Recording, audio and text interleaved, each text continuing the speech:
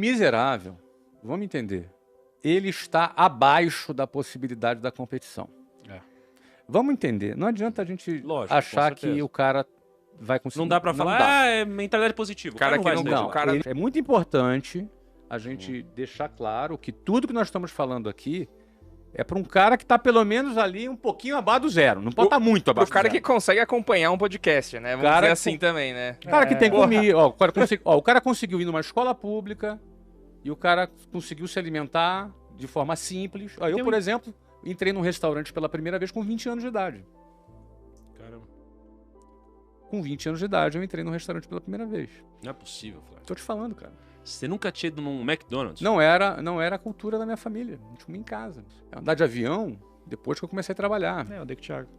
Foi a primeira vez comigo? Olha aí. Internacional também. Então, no internacional não era. Eu nem sonhava ir na Disney. Mas assim, eu tava numa condição que eu podia lutar, entendeu? Sim. Então, assim, vale isso. Então, é a decisão de sair da boiada. 99% de quem nos assiste aqui está enquadrado no público-alvo que a gente está falando. Com certeza. Porque ele tem internet, ele tem celular, ele deve ter um emprego, ou se não tem emprego, vive com os pais. Por isso que às vezes eu acho até assim, quem está assistindo a gente geralmente não tá nessa situação de extrema pobreza. Aí a gente dá o argumento... Mas pode estar no ônibus. Pode estar no ônibus, Isso. perfeito. Mas existe mobilidade para quem está nessa classe social. É mais difícil, mas existe mobilidade. Então, a mobilidade social, vamos falar de números aqui, para quem está na pobreza, tá? Nem extrema pobreza, onde você está. Em geral, leva-se 9 gerações para se chegar na classe média. Na média, estatisticamente, 9 gerações. Então você já é exceção, Kaique. Você já é exceção. Não é? Então, o que acontece? São 9 gerações, cara. Imagina que são 9 gerações? É muita coisa. Agora, o cara que está ali na média, vamos lá, ele tem que questionar. Se ele não questionar, daqui a 40 anos ele vai estar lá. Se ele se questionar, aí ele talvez tenha coragem ou não de sair daquela linha de montagem. Aí começa a funilar. Aí quando ele tem a coragem, ele vai ter que vencer o próximo obstáculo, que é a pressão de familiares, de amigos do seu ciclo de relacionamento. Nós temos a necessidade, o ser humano em geral tem a necessidade de ser aceito pelos seus peers, pelos seus próximos. Então, se você se vê reprovado por todo mundo, é como se o seu cérebro pensasse, espera aí, cara, será que está todo mundo errado e eu estou certo? Você se sente reprovado, você se sente errado. Só que para você sair da boiada, você vai ter que nadar contra a correnteza. Você vai ter que contrariar a opinião da maioria. Você vai ter que ser movido por uma convicção diferente da lógica do status quo no qual você vive. E isso é muito difícil. E é humilhante.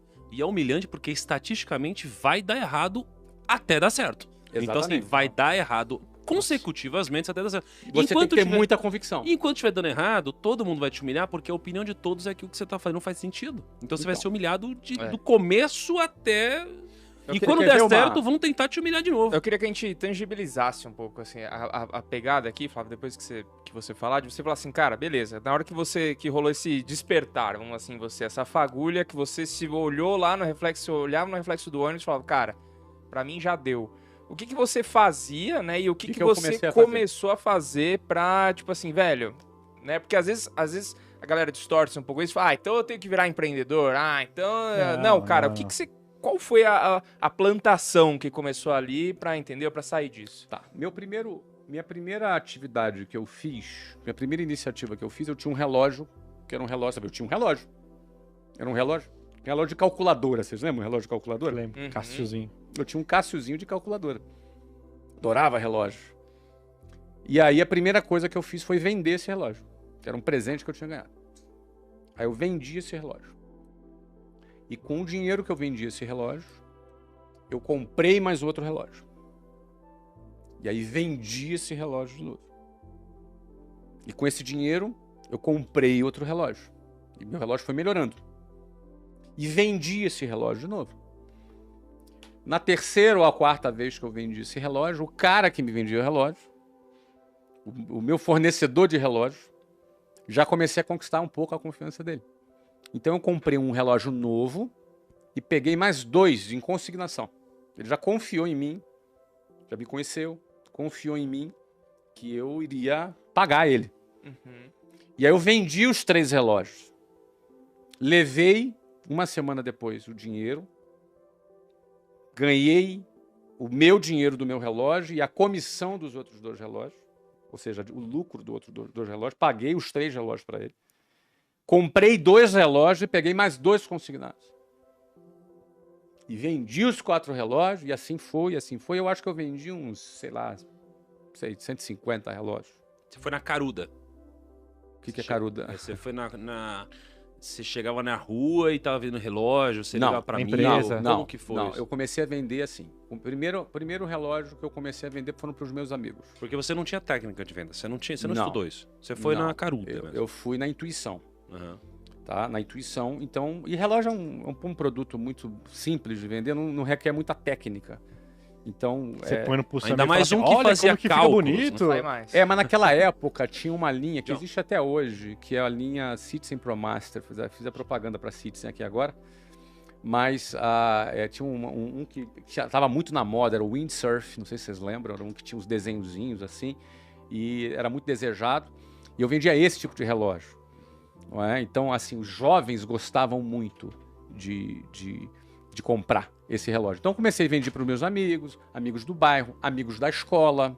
Daqui a pouco eu comecei a vender para vizinho do amigo, e o negócio começou a rodar. O negócio começou a rodar, e eu lembro que tinha um jornal chamado Jornal Balcão, no Rio de Janeiro, que era um jornal de classificados, a gente anunciava, eu anunciava o relógio lá, mesmo antes de ter o relógio, porque eu sentia qual era a demanda que tinha pelo relógio, e aí eu comprava, e o relógio juntava as pontas, entendeu? Então eu comecei a vender. Então essa minha experiência vendendo o relógio, ela me trouxe 2 coisas. Primeiro, eu já estava namorando, e era muito ruim para mim ficar pedindo dinheiro pro meu pai. Tinha acabado de ser expulso da escola, uma história que todo mundo já conhece. Uhum. E aí o que acontece? Eu comecei a primeira coisa eu comecei a ter dinheiro para poder sair com a Luciana. Então essa foi meu primeiro conquista. Não precisa pedir dinheiro pro meu pai para sair com a namorada. Não é? Depois, num segundo momento, quando eu comecei a vender com um pouco mais de escala, eu fiquei vendendo relógio por 1 ano. Não sei se eu vendi 10 relógios por mês, talvez, em média. Mas imagina aquele mês que eu vendi 20 relógios. Eu não me lembro quanto eu ganhava por relógio. Mas, aliás, eu tenho aqui uma... Vamos ver se eu acho aqui enquanto eu falo. Eu tenho aqui uma prestação de conta dos meus relógios vendendo. Achei esse dia na minha agenda, né? Que isso. Mas aí o que acontece? Eu comecei a questionar, de novo questionando. Porque o que eu ganhei vendendo aqueles relógios já era mais do que o meu pai e a minha mãe ganhavam no mês. Eu tinha 18 anos vendendo relógio. Claro que foi um mês. Mas quando eu ganhei aquele dinheiro, eu gostei de ganhar aquele dinheiro. E eu me senti assim, cara, por que as pessoas pegam 2 horas de ônibus para ganhar um salário mínimo? Por que elas fazem isso? Elas não vendem relógio. Eu tinha a sensação que eu tinha uma fórmula que fazia as pessoas saírem daquela situação delas. Eu tive a sensação de ter descoberto um caminho de saída. Porque, cara, eu ganhei, sei lá, 5, 6, 7 salários mínimos no mês vendendo relógio. Por que uma pessoa, ela trabalha um mês inteiro para ganhar um salário mínimo e levando 5 horas, carregando cimento nas costas, trabalhando em obra? Por que ela faz? Porque ela não vende relógio, caramba. Essa era a minha sensação. Mas por que as pessoas não fazem isso também? Isso é um sentimento interessante. Porque esse sentimento tem a ver comigo. Eu me sinto tendo uma boa notícia para dar para as pessoas que pode libertar elas do sistema. Esse é o meu mote, não é?